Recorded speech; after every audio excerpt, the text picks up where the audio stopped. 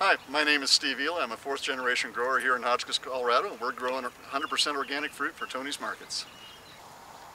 So one of the reasons we're interested in working with Tony's Market is in our 100 years of growing, have learned how to grow fruit. We take a lot of pride in flavor, and we want to deliver the best tasting fruit we can.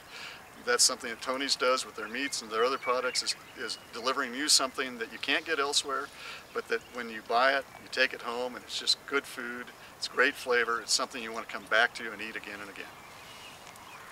So we're a 100% certified organic farm here. One of the things we believe in is letting the system work for itself. As growers, we let our trees and our plants do as much of the work for us as they can, and then we just tweak the system a little bit where we need to control other things. One of the things for insect control that we do is plant a lot of cover crops. This is a yarrow plant here that is flowers and has nectaries for some of our beneficial insects. All our cover crop out in the orchard is for fertility and beneficial insects as well. The beneficial insects we really like to encourage include lacewings and ladybugs. There's a little insect called Daryocris that flits around on the leaves. All those insects are what control our aphids and mites on the trees. We don't have to put out any aphicides or miticides in our organic operation. One of the things we do to help manage our insects is we grow our cover crops, but when we mow it, we do alternate middle mowing. As you can see right here, we've mowed it. Right next to it, we haven't. What happens is that this leaves flowering plants for our beneficial insects, and it also means when we mow, any insects that are in this part get moved over there and not up into the trees. We have a great environment for growing organic fruit here. We have lots of sunlight, we have clean air, and the other thing that we take a lot of pride in is we have the first use of the water after it comes off the mountain snowpack. That mountain right there, when it snows in the winter, the snowpack builds up. As it melts, it runs down through a creek and a ditch system to our farm. So the first time it goes through our irrigation system is the first time it's been used since it melted. One of the things that happens is that fruit trees tend to set way too many blossoms per year, so we have to go in and hand thin extra fruit off the tree.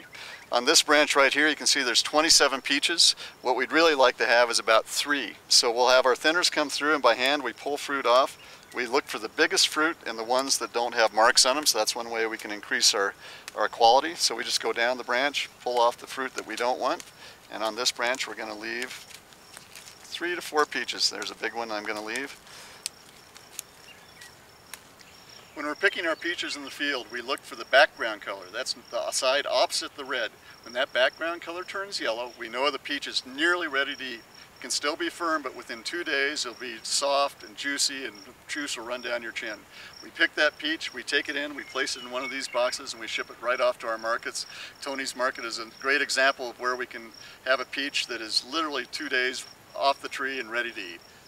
We grow 14 different varieties of peaches, each one having a harvest window of about 10 days to 2 weeks. That gives us about an 8-week harvest. We'll start off with these. These are called Early Star. Then we go to PF7, Rising Star, Bel Air and New Haven, Glow Haven, Rosa, Suncrest, Coral Star, All Star, Glowing Star, then to Crest Haven, J.H. Hale, and if the season is long enough, we'll finish with O. Henry. We take a lot of pride in the flavor of our fruit, and we know that if you're going to assume the proper peach eating position, you can't be standing straight up. If we've given you a great peach to eat, the first time you take a bite, you've got to do this.